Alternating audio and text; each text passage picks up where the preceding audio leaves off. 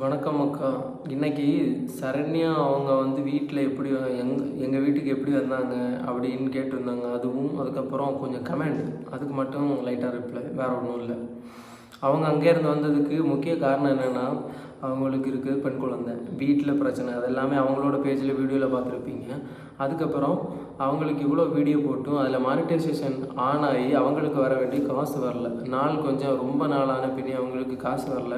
Monetisation on பண்ணி அதுக்கு கரெக்டான பின் நம்பர் போட்டு ரெடி பண்ணுறதுக்கான இது எதுவுமே அவங்களுக்கு பண்ணலை போல் இருக்குது. ஏன்னா அவங்க வீடியோவில் சொல்லியிருப்பாங்க, பின் நம்பர் வந்துச்சு, ஆக்சிஸ் அக்கௌண்ட்டுக்கான பின் நம்பர் எல்லாம் வந்துருச்சுன்னெலாம் சொன்னாங்க. நாங்களும் நினச்சோம் ரெடி இருக்கும்னு, ஆனால் ரெடி ஆகலை. அதுக்கப்புறம் தான் கால் பண்ணாங்க, இந்த மாதிரி பணம் வர்றதில் ஏதோ பிரச்சனையாக இருக்குது, இது வரைக்கும் ஆட் ஆகாது போல் இருக்குது, ஏதோ எரர் வருதுன்னு சொல்லிட்டு இருந்தாங்க. அப்போ தான் சரி ஓகே, நீங்கள் இவ்வளோ தூரமாக வந்துட்டோம், நீங்கள் வாங்க, வர முடியும்னா வாங்க, எல்லாம் ரெடி பண்ணலான்னு சொன்னோம். அப்போ அங்கே இருந்து என்னன்னாலும் பரவாயில்ல, பிள்ளையை பார்க்கணும் இல்லையா, எல்லாம் ரெடி ஆச்சுன்னா அவங்க வேலையை அவங்களே பார்த்துப்பாங்கன்னு அங்கேருந்து பஸ்ஸில் தான் வந்தாங்க.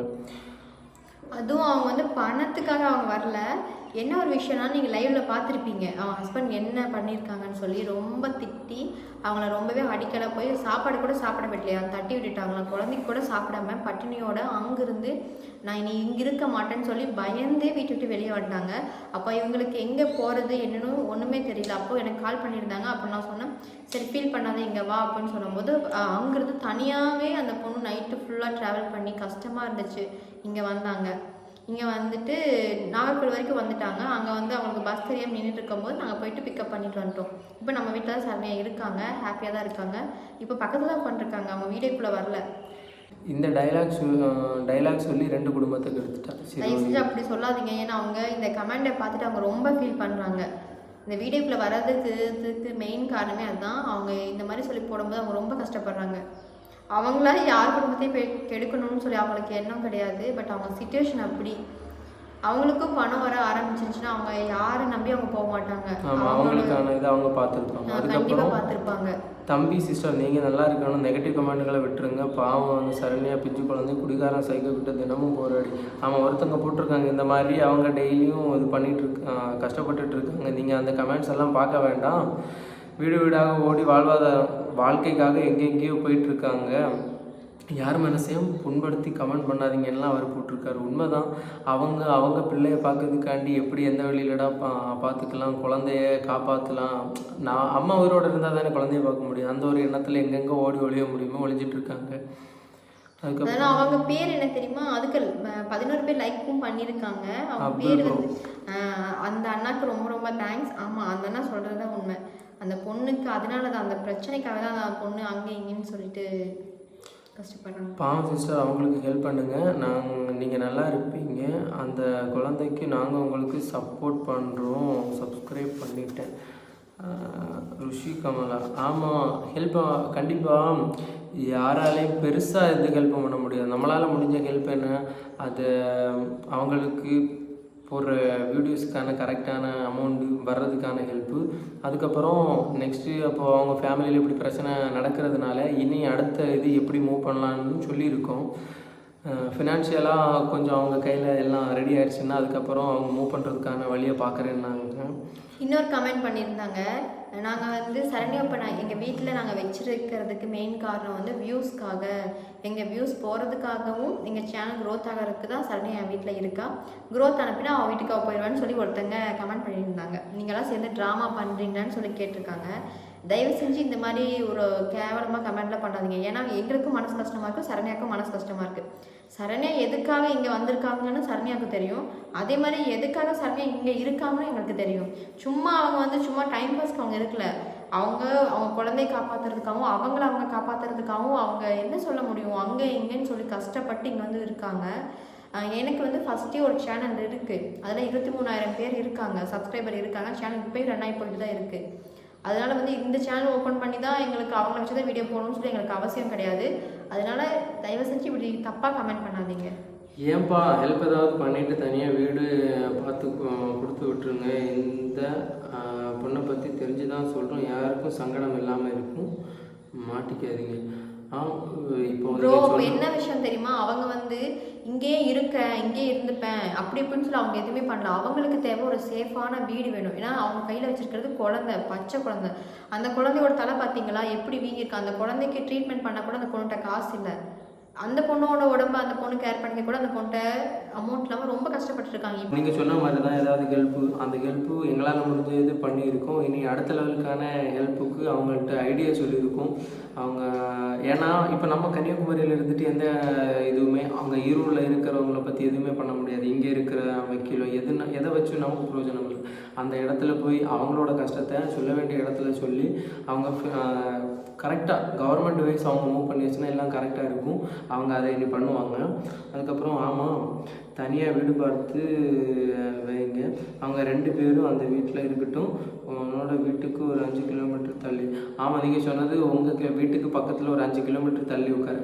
எங்கே உட்கார வைக்கணுமா இருந்தாலும் இப்போ பிரச்சனை போயிட்டுருக்கு. அவங்களுக்குன்னு குழந்தை இருக்குது, அவங்க ஹஸ்பண்ட் இருந்தது எல்லாருக்கும் தெரியும். அப்போ இப்படியெல்லாம் எல்லா விஷயம் இருக்கிறதுனால நம்ம முறைப்படி தான் எல்லா இதையும் பண்ணி ஆகணும். இப்போ நம்ம பக்கத்தில் வீடு பார்த்து கொடுத்து அங்கேருந்து வந்தாங்க, அவங்களுக்கு வீடே பார்த்து கொடுத்து இங்கேயே செட்டில் பண்ணி வச்சுட்டோம் அப்படின்ற பேச்சு வரக்கூடாது. ஃபஸ்ட்டு இப்போ அவங்க இப்படி பண்ணுறாங்க. ஒன்றுமா ஃப்ரெண்ட்ஸ் விஷயம், அவங்களுக்கு இப்போ பணம் வந்துட்டுருக்கு. சடனாக நாங்கள் இங்கே இருக்க வச்சோன்னா நல்லவங்க இருக்காங்க, அதே தப்பாக கமெண்ட் பண்ணுறவங்க என்ன தெரியுமா பண்ணுவாங்க, உடனே சொல்லுவாங்க அந்த பொண்ணுக்கு பணம் வருது அதுக்காக நீங்கள் அந்த பொண்ணை உங்கள் வீட்டு பக்கத்துலேயே வச்சுருக்கீங்க, விடாமல் நீங்கள் தான் வச்சுருக்கீங்கன்னு சொல்லி அது தப்பாக கமெண்ட் பண்ணுவாங்க. ஸோ அதனால் வந்து சரண்யா அவங்க வந்து கண்டிப்பாக நல்ல முடிவாக அவங்க சீக்கிரமாக எடுப்பாங்க. அப்போது அவங்க எங்கள் வீட்டில் இருக்காங்களா இல்லை வந்து அவங்க அப்பா பக்கத்தில் ஏதாவது பார்க்கணுமா இல்லை அவங்க அப்பா வீட்டுக்கு போகிறாங்களான்றது. அதுக்கப்புறம் கண்டிப்பாக இதாக இருக்குன்னா என்ன, ஃபஸ்ட்டு பண்ண வேண்டிய விஷயங்களை பண்ண வேண்டியது இருக்காது. உங்களுக்கும் அறிவியலில் ஹஸ்பண்டை விட்டுட்டு வந்த பொண்ணை சேர்த்துப்பீங்க. அவங்க ஹஸ்பண்டை விட்டுட்டு வந்த பொண்ணை நாங்கள் சேர்த்துக்கல பிரதர். எத்தனையோ பேர் ஹெல்ப் பண்ணாமல் இருந்தும் ஜஸ்ட் அந்த ஒரு பணம் வர்றதுக்கான ஹெல்ப் பண்ணி கொடுத்தாச்சுன்னா அவங்களோட வழியை பார்க்குறதுக்கு நல்லா இருக்கும். அதுக்கு மட்டும்தான் நான் நீ ஹஸ்பண்டை விட்டுட்டு வா, குடும்பத்தை விட்டுட்டு வான்னு நாங்கள் சொல்லலை. இப்போ கூட அவங்க வந்திருந்ததும் அங்கேருந்து நான் இந்த இடத்துக்கு போகிறேன், எனக்கு இந்த பணத்துக்கான இது பார்த்தாகணும், யாரும் ஹெல்ப் பண்ணலை, போய் என்ன இருந்தாலும் பண்ணிட்டு வரேன்னு சொல்லிட்டு தான் வந்திருக்காங்க. அப்போ அதுக்கான வழியை நாம் பண்ணிட்டோம். இனி என்ன பண்ணணுங்கிறது அவங்களோட மைண்டில் யோசிச்சு வச்சுருங்க, இப்படி பண்ணணும் அப்படின்னு. அவங்க எல்லாமே அதை கரெக்டாக பண்ணுவாங்க. இன்னொரு விஷயம் என்ன தெரியுமா, இப்போ நாங்கள் அந்த பொண்ணை கூப்பிடலன்னா அவங்க எங்கே போயிருப்பாங்க, அப்பா வீட்டுக்கும் அந்த பொண்ணால் போக முடியாது, அவங்க அத்தை மாமா வீட்டுக்கும் போக முடியாது, ஹஸ்பண்ட் வீட்டுக்கும் போக முடியாது. பின்ன அவங்க யார் வீட்டுக்கு தான் போவாங்க, அவங்க எங்கே இருப்பாங்க, கொஞ்சம் யோசிச்சு பாருங்க. அதனால சக்திவேல் ஒருத்தங்க மெசேஜ் பண்ணியிருக்காங்க, பாப்பாவை நல்லா பார்த்துக்கோ சரண்யா, நான் பயந்துட்டே இருந்தேன், எங்கே போனேன்னு நினச்சி பார்த்துக்கம்மா அப்படின்னு. உங்களுக்கு தெரிஞ்சவங்களா? தெரிஞ்சவங்களா? அப்பா நல்லா பார்த்துக்கோன்னு சொல்லியிருக்காங்க. எங்கே இருக்குன்னு பயந்துட்டே இருந்தாங்களா?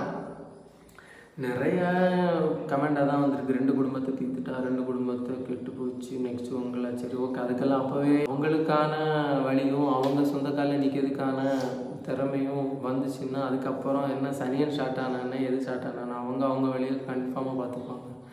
அவங்களுக்கு பணம் வந்ததும் அவங்கள தனியாக வீடு பிடிச்சி வைங்க, அவங்க அம்மாவும் மகனும். ஓகே, இது அகில் அவங்க மெசேஜ் போட்டிருக்காங்க. என்னென்னா சிஸ்டர், அவங்களுக்கு பணம் வந்ததும் அவங்கள தனியாக வீடு எடுத்து பிடிச்சி வைங்க, அவங்க அம்மாவும் பொண்ணுமா நல்லா இருக்கட்டும், அப்போ அவருக்கு கஷ்டம் தெரியும் அப்படின்னு சொல்லியிருக்கீங்க.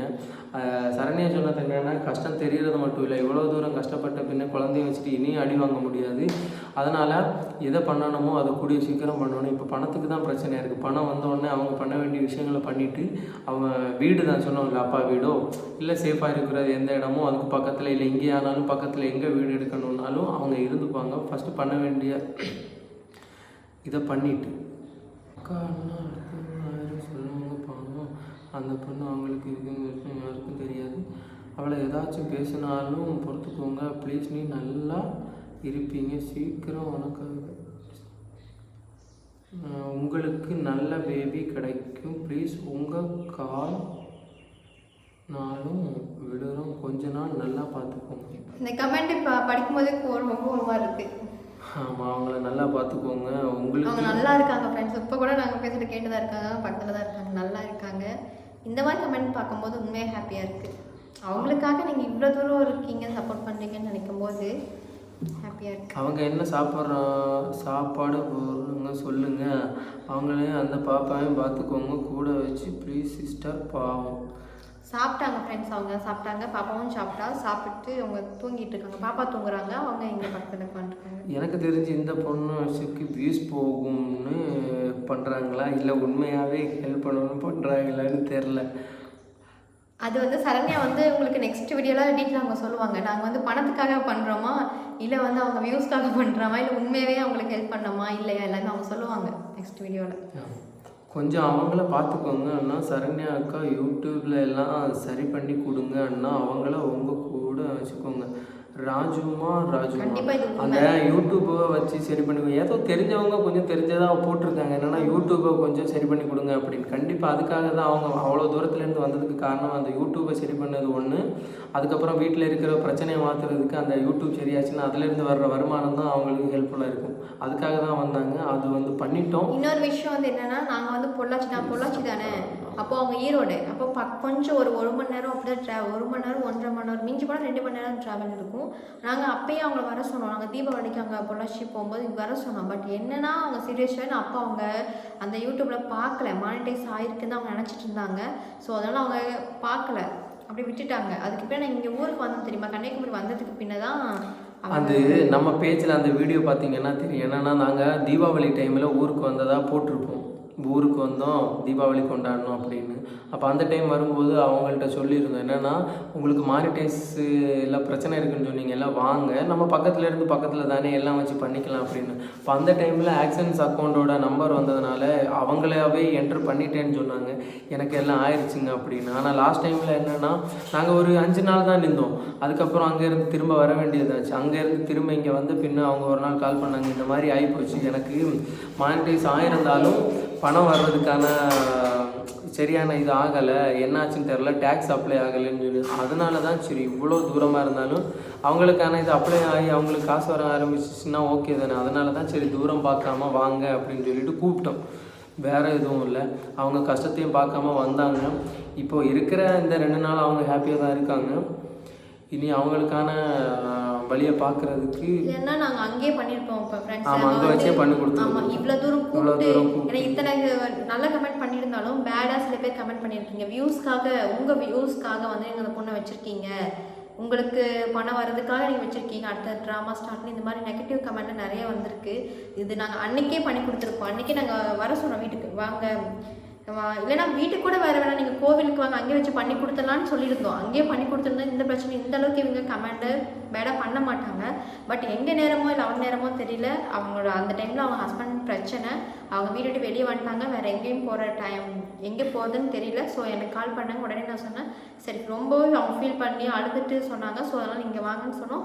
இங்கே வந்துட்டு வந்த உடனே அவங்க தான் என்கிட்ட கேட்டாங்க, நீங்கள் எனக்கு கண்டிப்பாக பண்ணி தருவீங்களா, நீங்கள் என்னை ஏமாற்ற மாட்டீங்களா, எனக்கு பண்ணி தருவீங்கன்னு அவங்க வார்த்தை தான் அவங்க ஃபஸ்ட்டு கேட்டாங்க. ஏன்னா அவங்க அந்தளவுக்கு உடஞ்சி போயிட்டாங்க. அப்புறம் அவங்க வந்து சாப்பாடெலாம் கொடுத்துட்டு அவங்கெல்லாம் கொஞ்சம் ஃப்ரெஷ்ஷப் ஆன பின்ன நாங்கள் பண்ணி கொடுத்துட்டோம். இனி மணி வரும் அவங்களுக்கு. இல்லை யோசிச்சு பாருங்கள் ஃப்ரெண்ட்ஸ், அவங்க வந்து வீடியோ போட்டுட்ருக்காங்க 6 மந்த்தோ 7 மந்த்தோ யூடியூப்பில் வீடியோ போட்டுட்ருக்காங்க. இதுக்கும் அவங்களுக்கு வியூஸ் நல்லா தான் போகுது, சப்ஸ்கிரைபும் நல்லா தான் போகுது. இத்தனை வீடியோ போட்டும் அவங்களுக்கு பணம் வரல.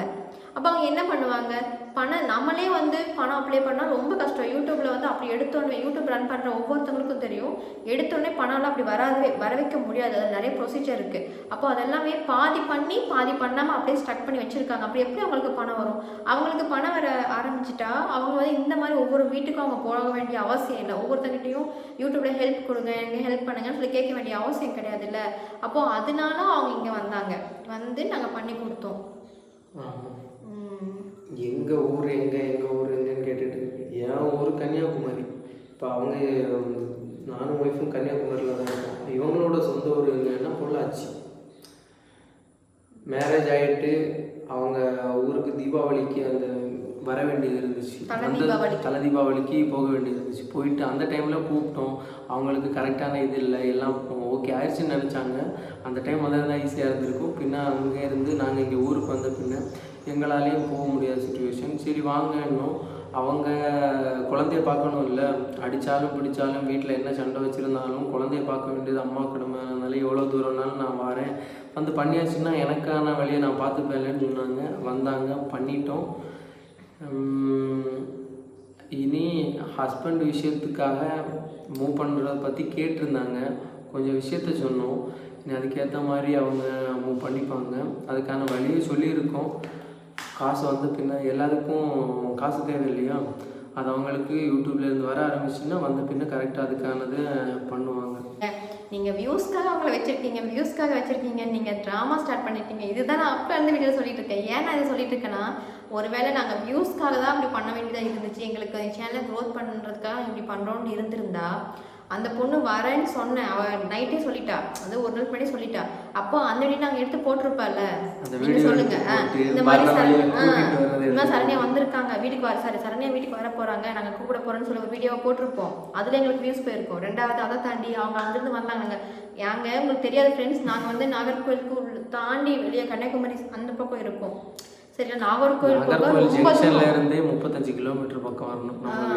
ரொம்ப தூரம் ஃப்ரெண்ட்ஸ். எங்கே நாங்கள் போய் கூப்பிட்டு வந்தோம். அப்போ அதை விட வீடியோ எடுத்து போட்டிருக்கலாம் இல்லையா, வீடியோ எடுத்து போட்டிருக்கலாம். அவள் வீட்டுக்கு வந்து என்ட்ரி ஆகும்போது வீடியோ எடுத்து போட்டிருக்கலாம். இன்னும் என்னென்னமோ பண்ணியிருக்கலாம். அம்மா என் அத்தை சாப்பாடு பாப்பா கூட்டி விட்டாங்க, அப்போ அதை எடுத்து வீடியோ போட்டிருக்கலாம். எல்லாமே பண்ணியிருக்கலாம் ஃப்ரெண்ட்ஸ். எங்களுக்கு அது தேவை கிடையாது. எங்களுக்கு வியூஸுன்னு தேவையில்லை. அதையும் தாண்டி இன்னொரு விஷயம், நான் யூடியூப் சேனல் தனியாக நாங்கள் சொல்லியிருக்கோம்ல, வச்சுருக்கோம். அதுலேயும் 23,000 பேர் இருக்காங்க. நான் நினச்சிருந்தா அதில் சொல்லியிருக்கலாம், எங்கள் சேனல் புதுசாக ஓப்பன் பண்ணியிருக்கோம், சப்போர்ட் பண்ணுங்கன்னு அதை சொல்லியிருக்கலாம். சொல்லி நாங்கள் சப்ஸ்கிரைப் வந்திருக்கோம், நாங்களும் எங்களையும் பார்த்துருப்போம். எங்களுக்கு அது தேவையில்லை. அதனால திருப்பியும் அதுதான் நாங்கள் சொல்கிறோம். தயவு செஞ்சு இந்த ட்ராமா ஸ்டார்ட் பண்ணுறோம், வியூஸ்க்காக பண்ணுறோம், தயவு செஞ்சு சொல்லாதீங்க. ஏன்னா எல்லாத்துக்கும் நல்ல மனசு இருக்கும். இந்த வீடியோ கூட நாங்கள் எடுக்கக்கூடாதுன்னு நினச்சோம். ஏன்னா கமெண்ட் தப்பாக பண்ணுறவங்க பண்ணிகிட்டே இருக்கட்டும், நல்ல கமெண்ட் பண்ணுறவங்க மட்டும் நாங்கள் அந்த கமெண்ட்டை படித்து கொஞ்சம் ஹாப்பியாக இருந்தோம். மற்றவங்க தப்பாக பண்ணாலும் மனசு கஷ்டமாக தான் நாங்கள் விட்டுட்டோம். ஆனால் சரண்யா தான் சொன்னாங்க, என்ன சொன்னாங்கன்னா, நீங்கள் போடுங்கக்கா, ஏன்னா இப்படி தப்பாக கமெண்ட் பண்ணியிருக்கா, இந்த கமெண்ட்டுக்கு நீங்கள் ரிப்ளை கொடுங்க, நீங்கள் போடுங்கன்னு சொல்லி அவங்க சொன்னதுனால தான் இந்த வீடியோவை நாங்கள் போடுறோம். இதெல்லாம் நாங்கள் போட்டிருக்க மாட்டோம். உங்களுக்கு இந்த வீடியோ பிடிச்சிருந்துச்சுன்னா லைக் பண்ணுங்கள். உங்களோட டவுட்ஸ் எல்லாத்தையும் நாங்கள் இந்த வீடியோவில் கிளியர் பண்ணியிருப்போம்னு நினைக்கிறேன். உங்களுக்கு இதுக்கு மேலேயும் டவுட்ஸ் இருக்குன்னா நாங்கள் 7 மணிக்கு மேலே நாங்கள் லைவ் வருவோம். அப்போ லைவில் பார்க்கலாம் ஃப்ரெண்ட்ஸ். அப்போது டவுட் ஏதாச்சும் இருந்தால் திருப்பி அங்கே லைவில் கேளுங்க. கல்வி ஊற்றாதீங்க ப்ளீஸ். தேங்க்யூ.